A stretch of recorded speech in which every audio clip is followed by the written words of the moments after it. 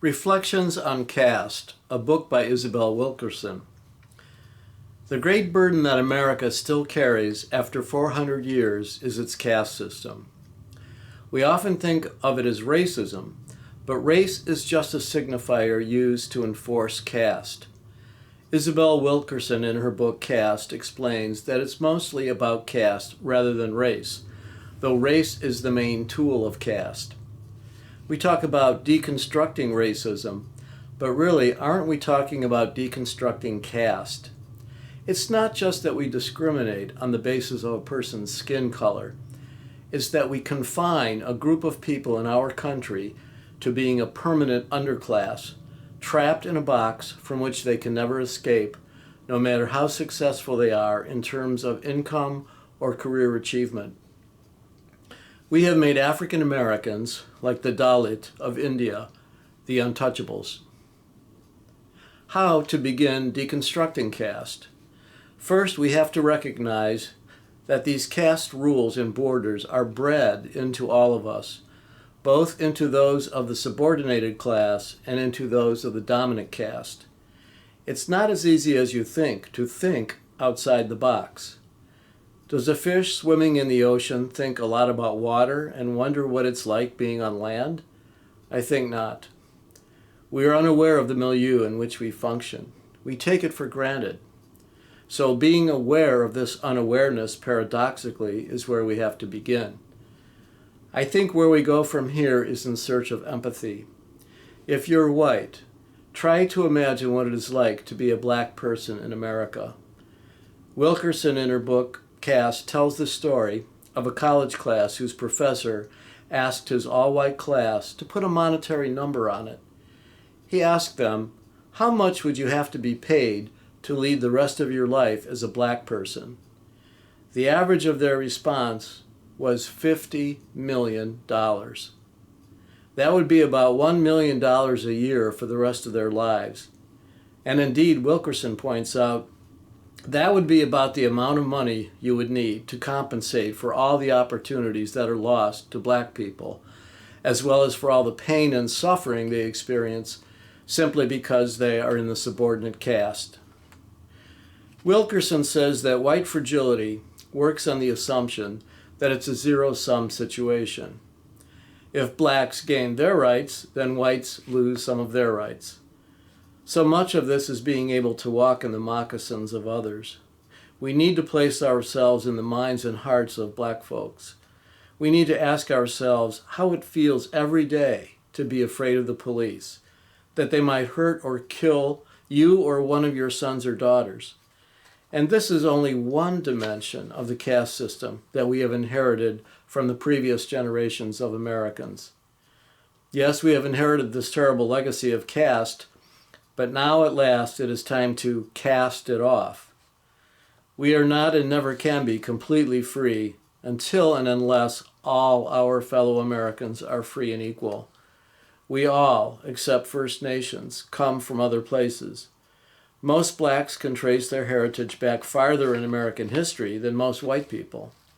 So what makes us American? It should not be the color of our skin.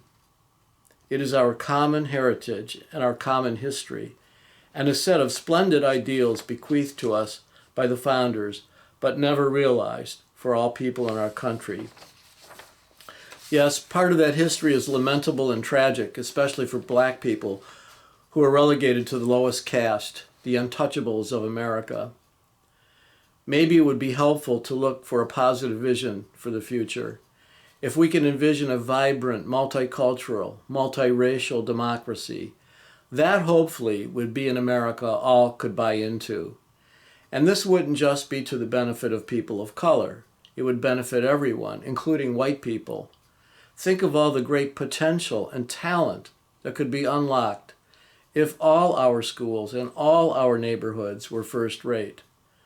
Among all the children of color in this country, there are likely Albert Einsteins and Eleanor Roosevelts and Jonas Salks and Robert Goddards and Abraham Lincolns and Amelia Earharts and Ruth Bader Ginsburg and more Martin Luther Kings and more John Lewises and more James Baldwins and more Neil deGrasse Tysons and more Toni Morrisons in more Maya Angelou's.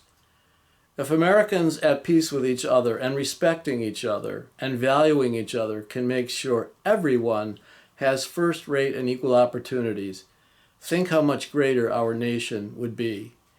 It's not about making America great again.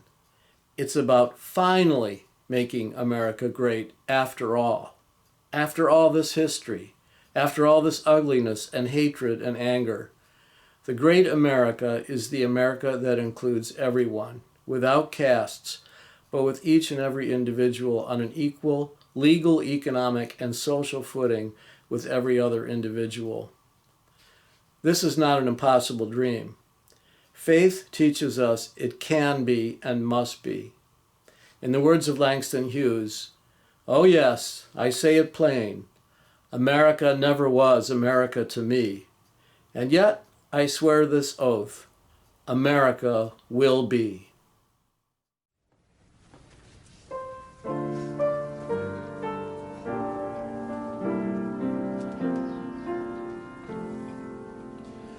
Break not the circle of enabling love, where people grow forgiven and forgiving.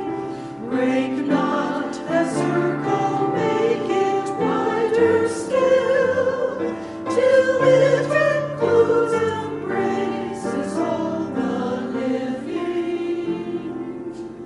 Come wander at this Father comes to Lord, where words of freedom are with humor spoken, and people keep no score of wrong and guilt, but will let human bonds remain unbroken.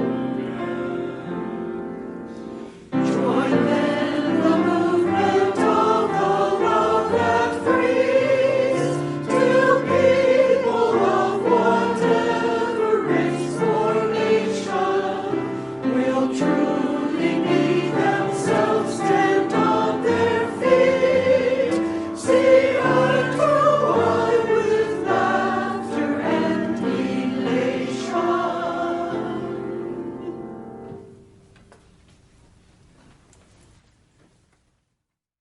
Hello, everybody. I'm Marsita Furguson, and I am the founder of Black Lives Matter, Lake County. Thank you so much for giving me this opportunity to talk to your congregation. Thank you, Reverend Dennis, for asking me to do this video and sharing some of my thoughts. I am here today to talk to you about racism, some of the civil unrest in our community, as well as to learn from you guys how we can move forward as a community. Lake County could be the model for the state of Ohio. We are just big enough and just small enough to do that. We could implement policies and procedures, progressive legislation, and things that would be able to help all communities of color so that we as a community can exist holistically and everyone can have a great quality of life. A little background on me: I am currently the supervisor of probation intake for Cuyahoga County's juvenile court. I sit on the board of United Way of Lake County, NAACP of Lake County.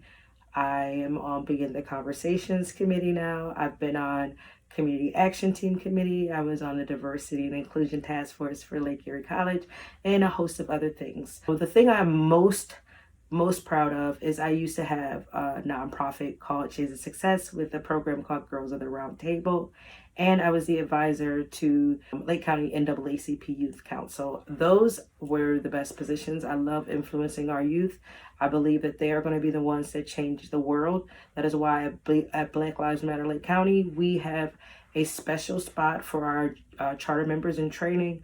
We let young adults and youth come and lead projects because they are the future and they are the way for this country to get to a better space. So let's dive right in. So today I'm going to talk to you about marrying injustice and responsibility, the dual causation to the stagnation of Black success in America. It is my opinion that racism and bias, as well as the lack of development in the Black community, are the dual causations to the stagnation of Black success. And although we must work on those things simultaneously. One of them has weighted more than the other. We need to be putting more resources and efforts into developing communities of color while we continue to fight racism. And what that looks like is 30% of our efforts need to be fighting racism, while 70% of our efforts should be developing the communities in which we want to impact. Now, when I say that, people sometimes are like, oh, all this racism, what do you mean? The racism part and fighting that, you will see us doing on a regular basis. The part of developing the Black community and communities of color, you will not sometimes see those things. Those are things that may be, confidential, but they are being done as well. And if we do not do both of them, we will not succeed. We have had many leaders in our communities. Either we have to fight racism or we have to develop communities of color. And never have I heard anyone say we need to do both of them at the same time. I do understand that it is a large feat to undertake. However, we are in this to win it and we are willing to do it. So let's get started.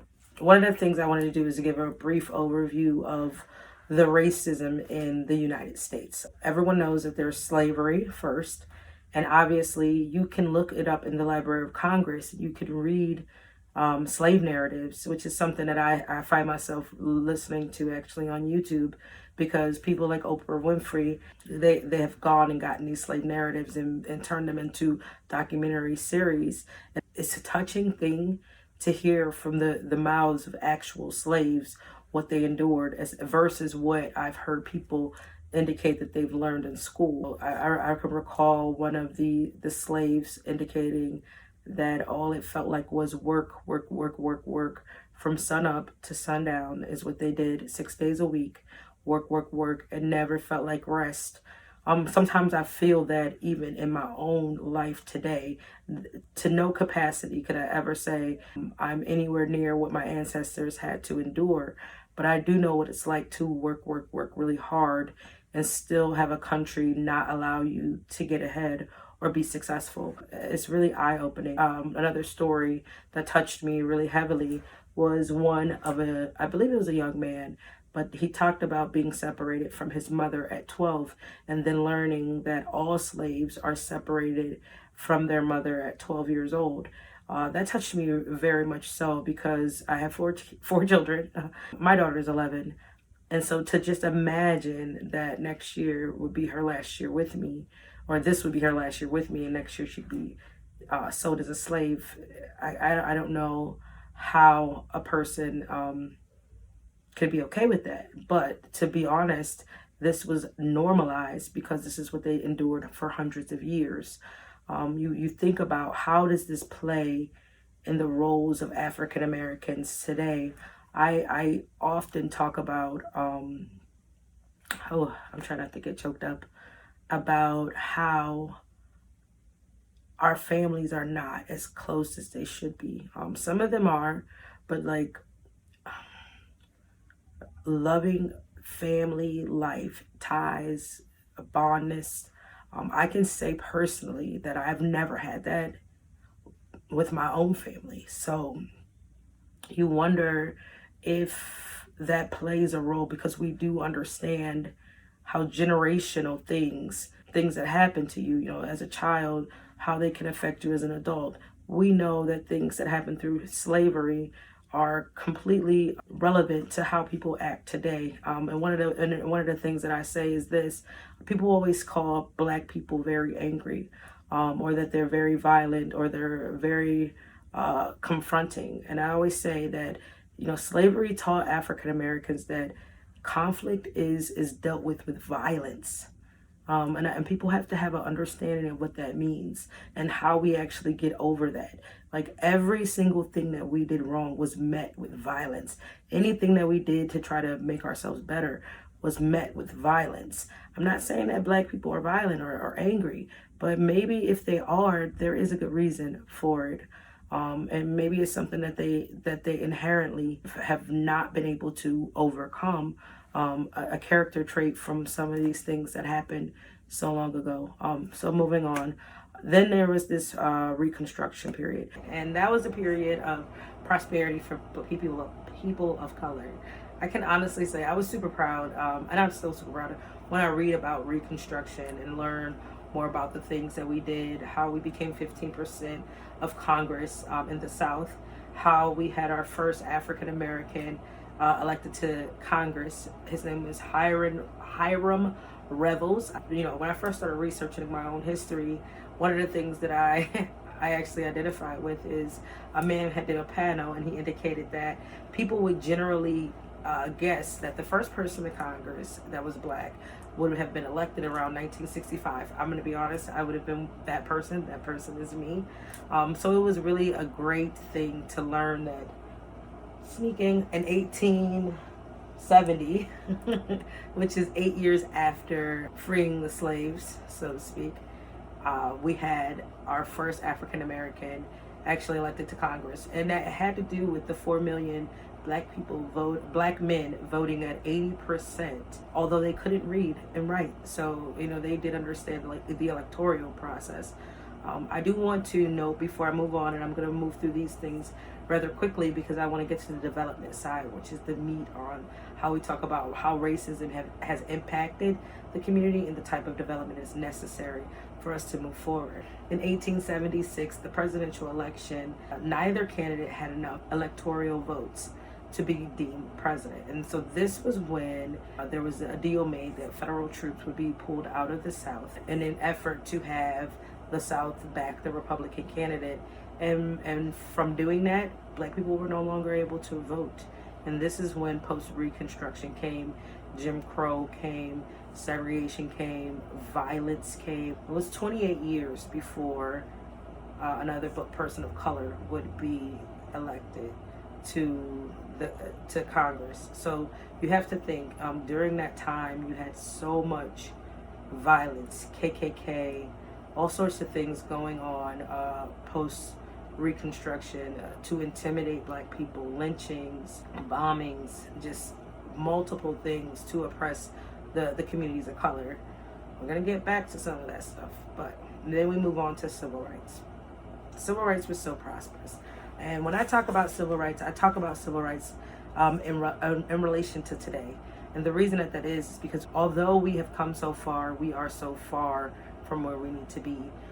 During the civil rights era, everybody is very well known of Dr. Martin Luther King and his role that he played in that movement. But I think that people fail to realize how important the Black Panther movement was, and how important Malcolm X was, and how important Medgar Evers was, and how important John Lewis was, and the roles in which they played. Because if they did not play those roles, we wouldn't have made the success and the progress that we made today. Although people were really upset, and there were some things that were said that were very hateful.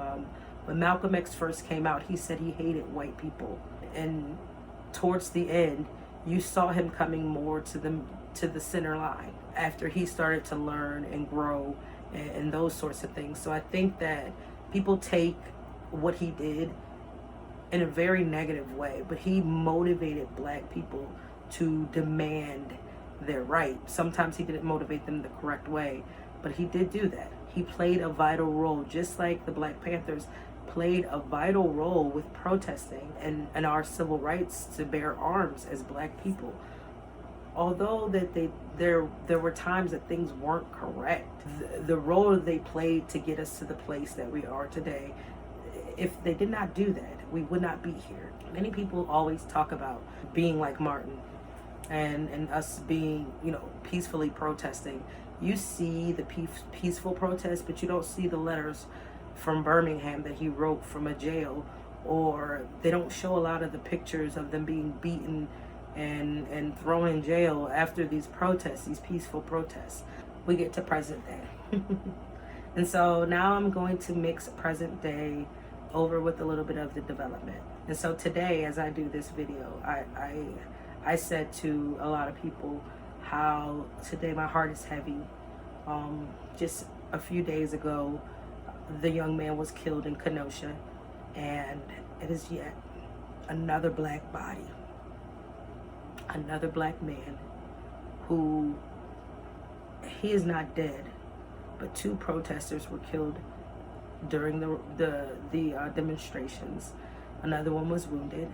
Is yet another black body, yet another senseless killing, yet another incident of excessive police force, and yet there is no plan for how we're going to do this. So when we look at present day, I get really mad at my leaders because I feel they became comfortable and they became complacent, and we became a part of our own oppression.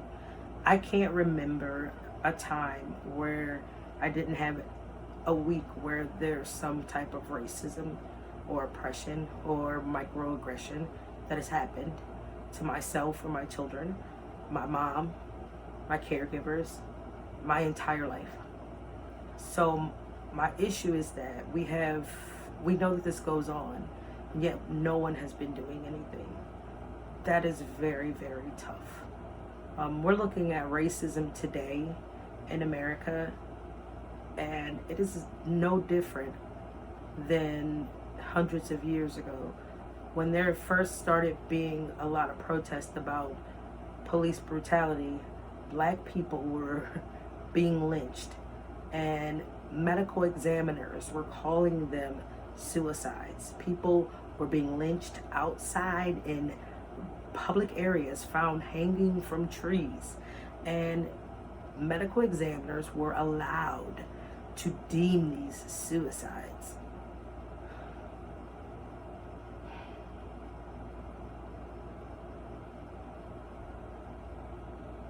I don't know when this will stop,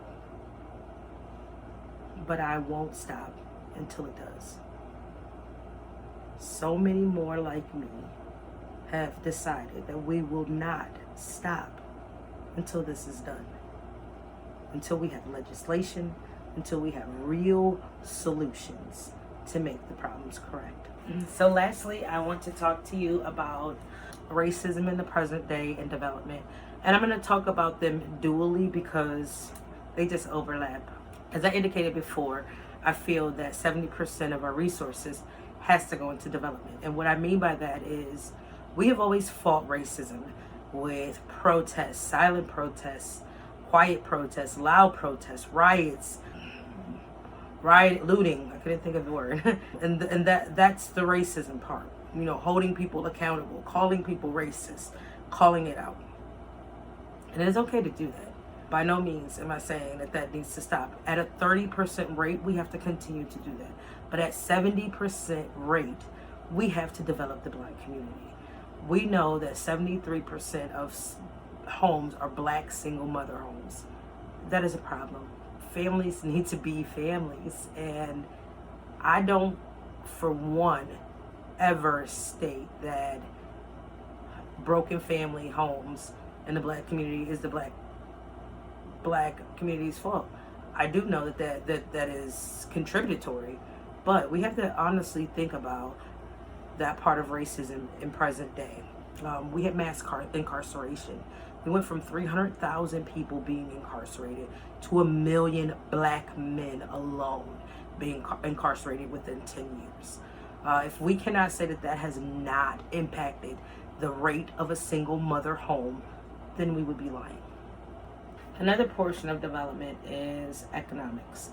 African American family net income is 10 times less than white families. While white families' net income is $171,000 a year, Black families are $17,400.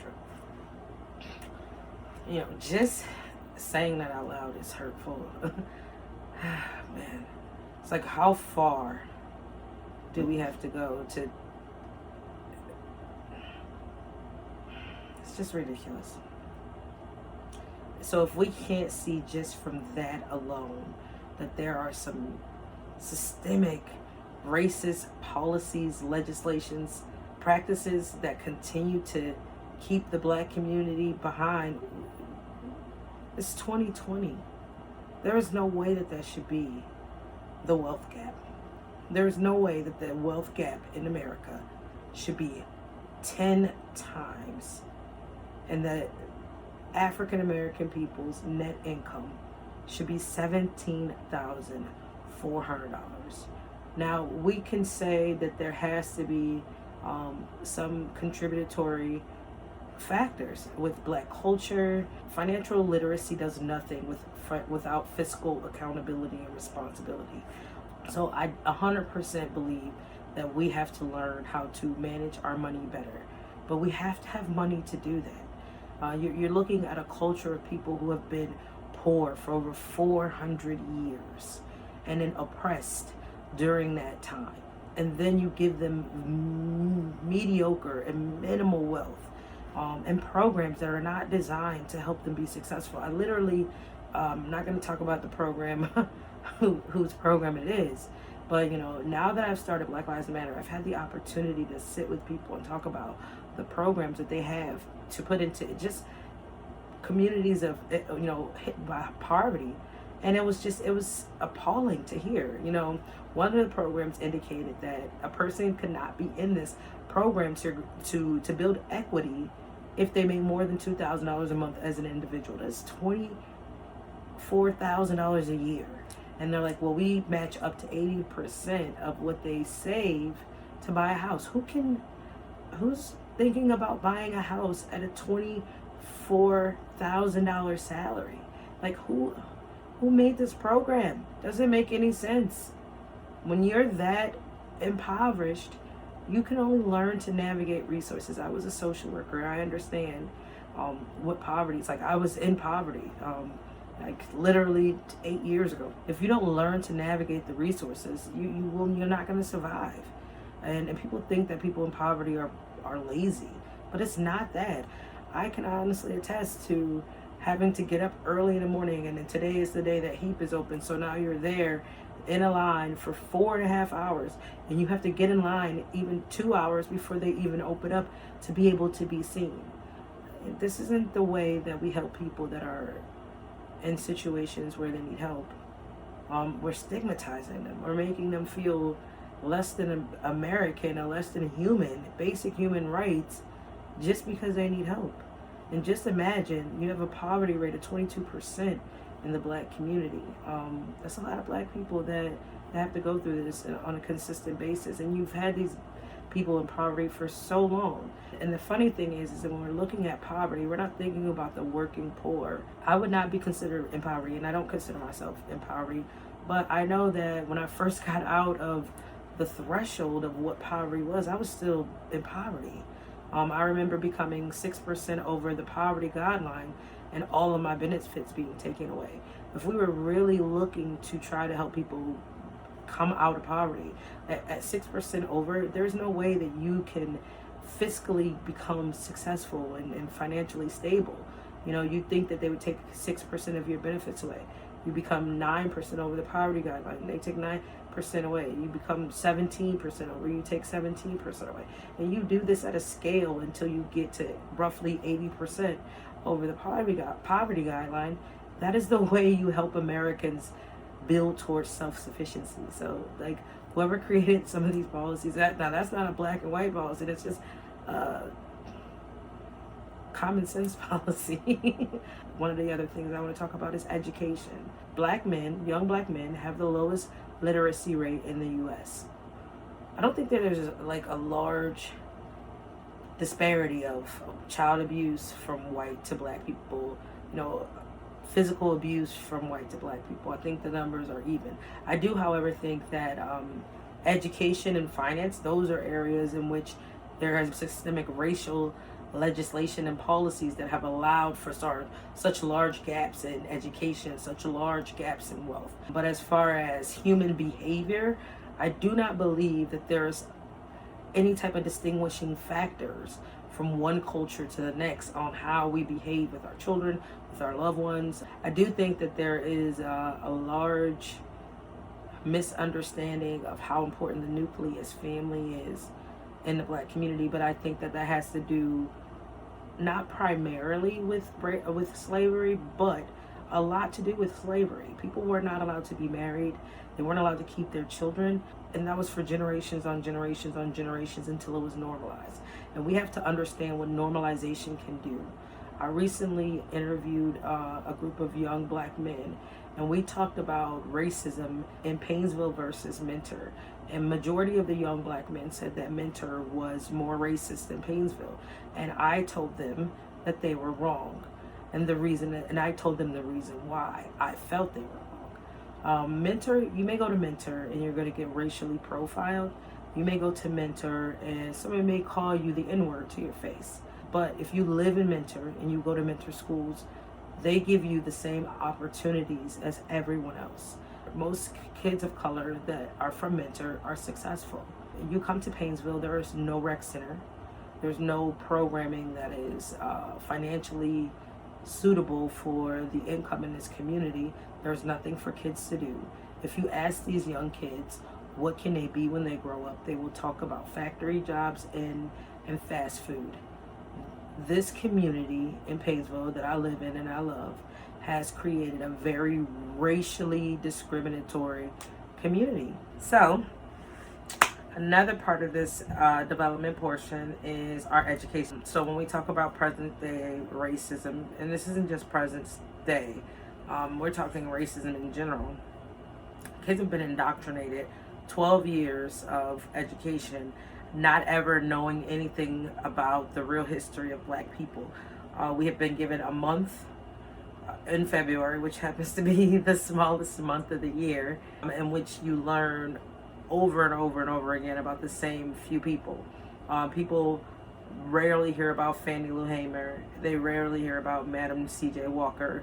They rarely hear about a travesty that happened in the Texas town that had predominantly black people, where there was an entire city of doctors and lawyers. They rarely hear about Marcus Garvey. They rarely hear about Malcolm X. They rarely hear about the Black Panther movement. They rarely hear about Shirley Chisholm. And the list can go on and on and on. And then on top of that, they rarely read books by Frederick Douglass, or they rarely read books by the impacts on philosophy and literature that African Americans have made. That contribution is completely lost.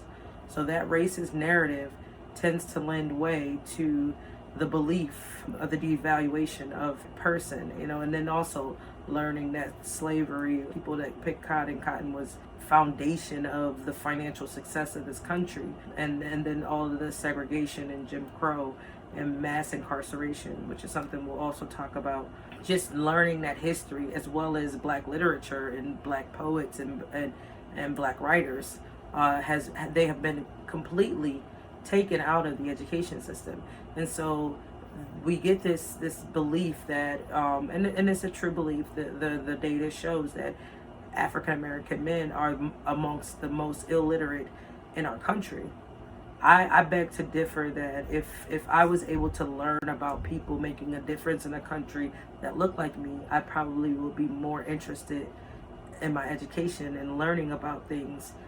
I think that, we have strides to make it by way of education, and we're actually doing that at Black Lives Matter Lake County. One of the things that we have is an education reform committee, and we are putting together an entire packet. We are interjecting different segments of history that include people of color, because I don't call it Black history, into the public school education system, and strategically placing it and how we actually would educate the kids on these things.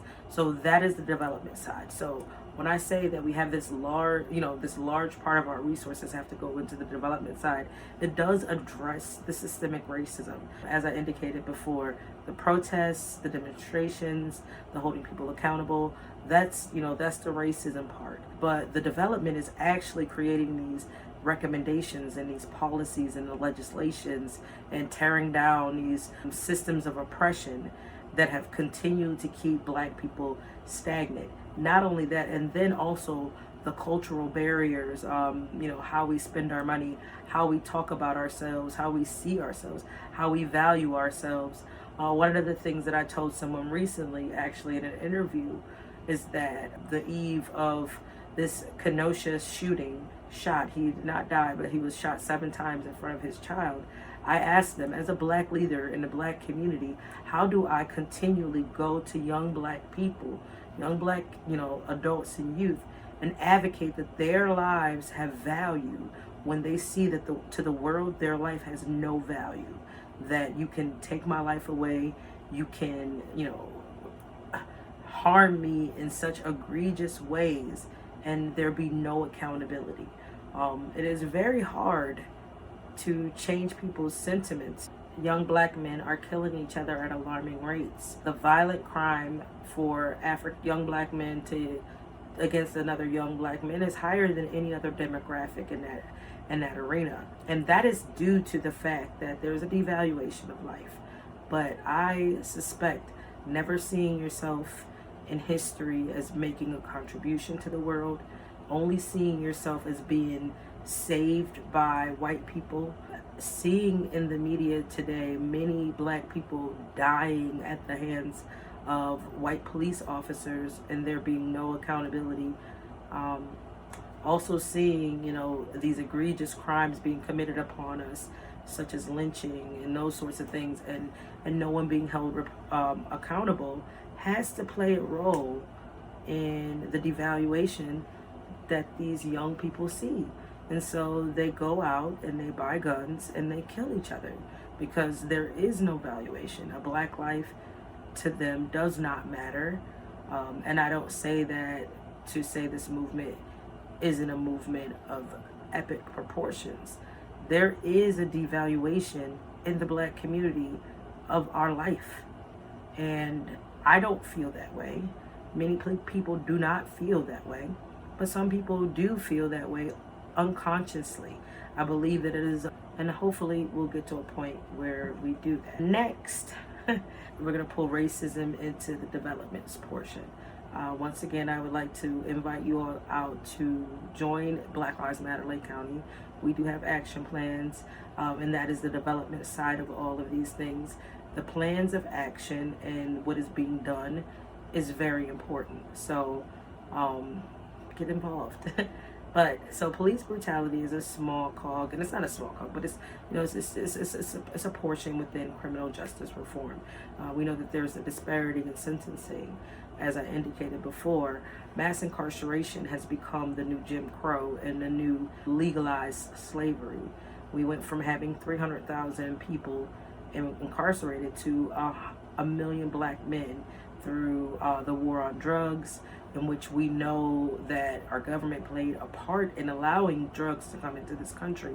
We also know that the laws that were created, like the stop and frisk and those sorts of things, were specifically targeted to black communities. We know that crack cocaine on the streets was a predominantly black drug, and people went to jail, and now addicts are getting medical care, which is completely understandable. But how do you go back and right the wrongs of communities when you tore mothers from their babies from being addicted to drugs and you never got them treatment? That is a really tough thing. And so to continue to see these oppressions, go from slavery to a small point in time of Reconstruction, and then a Jim Crow segregation era, and then the fight for those rights back, but then losing very key leadership, and then moving into mass incarceration being the next thing. This country has a history, systemically racist policies and legislations to continue to keep black people oppressed. But there is a brighter side to this. The country has awakened. Many people are no longer going to stand for it. We're fighting that fight of racism and discrimination through action. And I applaud everybody that is on this journey with us. I love the fact that people will speak up, but they will also put in the work. They're getting involved, and not in demonstrations, because that's not how we really solve this. They're looking at their hiring practices and making sure that they create equity, making sure that black people in their organizations are paid the same as white people. I know as a black woman, it is said that I make 62 cents on a dollar of a white man. That is a hard pill to swallow, and it continues to perpetuate the large wealth gap. I have a master's degree, I have an extensive resume, and I'm sure that someone with my background, their skin color been different, they'd make at least 3 times my salary. And so it's where do we start to reform those sorts of things? In social work, we deem child abuse as being poor, and there are lots of poor people who are not abusing their children. They cannot help the situation. There are lots of poor black families that are not able to provide a way. So we're taking these kids, and this welfare system, this children and family services system is overwhelmingly children of color, and although they don't make up the largest percent in the communities. And it has a lot to do with the economic wealth gap and how we deem poverty to be child abuse, but yet we don't give these people the opportunity to succeed. But as I was saying, we have so much going into the community right now. We have so many organizations getting on board to change the way we see things, change the way we've always done things, and things are getting better. I implore you all to get involved. I know that most of you have already been involved. I'm super grateful for that. I am Marsita Furguson. You can reach out to me any way you like. Marsita at Black Lives Matter LakeCounty.com. Info at blacklivesmatter.lakecounty.com. And I'm sure Reverend Dennis has a way to get a hold of me as my personal number. So you guys are welcome to that. I am so grateful that you gave me a moment of your time. I thank you so much. I thank you, Reverend, for this opportunity. Please continue this fight with us. This one is different. We will not stop. We're going to change this world. Things are going to get better for everyone, not just people of color. When everybody is doing well, everybody is doing well. So until next time, keep up the fight, and we love you. Thank you.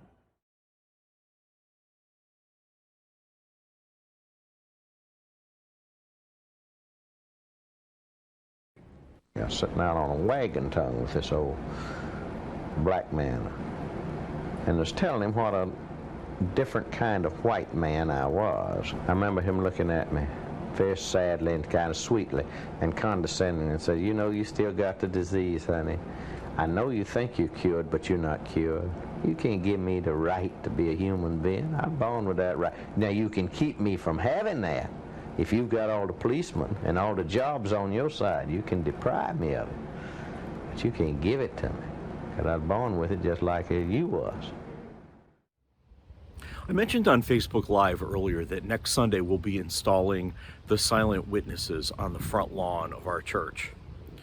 The silent witnesses are 25 silhouettes, each representing a woman who has been murdered by an intimate partner in Lake County in the last couple of decades when police have kept records of such things. We've said it again and again.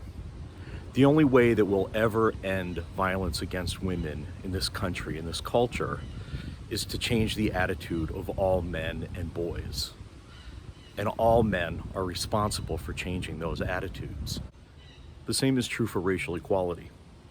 The only way we'll ever get true racial equality in this country is for white people to take responsibility for changing the attitudes of white people about race. Our Silent Witness Project has made a difference, not just in raising awareness among passersby on Chillicothe Road, but also in creating relationships of accountability with women and with organizations that represent women. We've created those relationships with organizations like Forbes House and Woman Safe and the National Silent Witness Project. We even give money during the months of September, October, and November to those organizations. I'm also pleased to say that a couple of years ago, Lake County Community College displayed the silent witnesses from our church at the college and had a huge event attended by hundreds of people. And we've been contacted by Eastlake Police Department, who also wants to take some of our silhouettes and display them at the police department. I'm so grateful that Marsita Furguson was here with us today, not only to give her talk, but to also be available for questions afterward on Zoom. But more, I'm happy that this can be the beginning of a relationship of accountability. That's why I'd like to ask you to give as generously as you can to Black Lives Matter of Lake County by sending a check, in addition to your regular pledge check, to our office. I'd also like to ask you to go beyond writing a check. And that's to actually take the time after you finish watching this video to take part in this conversation with Ms. Furguson. But I also want you to go a little bit beyond that. I'd also like to ask you to join Black Lives Matter of Lake County, to attend their events, to follow them on Facebook, to show up whenever you can, not expecting to be a leader, but to follow the lead of the people who are the most profoundly affected by racism in this country. I'd also like to ask you to consider doing things like joining the Unitarian Universalist Association, Allies for Racial Equality, other organizations like Showing Up for Racial Justice, and simply supporting Black-owned businesses in your area. In the following weeks and months, the Social Justice Council at East Shore is going to be offering opportunities for reading and reflection, study groups, studying specifically the issue of race in the United States. And I really want to encourage you to show up, do the readings, share your stories, ask questions, especially the most important questions. What can I do to end racial inequality? And what can I do to end my own racial biases? You know, there's one big difference between Black Lives Matter and silent witnesses. At East Shore, we have lots of women in our congregation. In fact, the majority of people in our congregation are women. And those women hold the men accountable to this work. The thing is that we don't have very many people of color in our congregation. So it's very important that we have these relationships with organizations outside of ourselves so that they can hold us accountable, so that we can continue to do the work. As a congregation and as individuals, we need to nurture these relationships so that we can be mindful of our responsibility to end racism.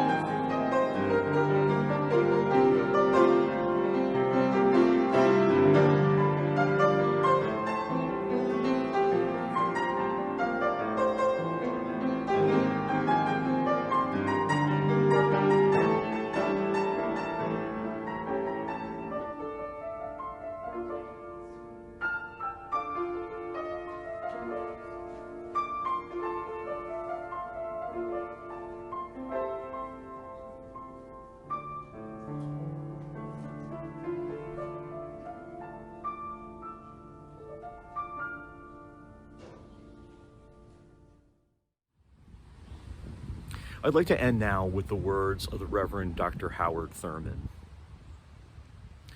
Keep fresh before me the moments of my high resolve, that in fair weather or in foul, in good times or in tempests, I may not forget that to which my life is committed. Keep fresh before me the moments of my high resolve. Okay, thank you for doing this. Yeah. Say hi, Rich. Hi, sweetie. Hey, say hi, Rev Denise. Okay, let's go. We join hands in Unitarian Universalist fellowship, pledging ourselves to an individual religious freedom which transcends all creeds, not to think alike, but to journey together. Thanks, Yusuf.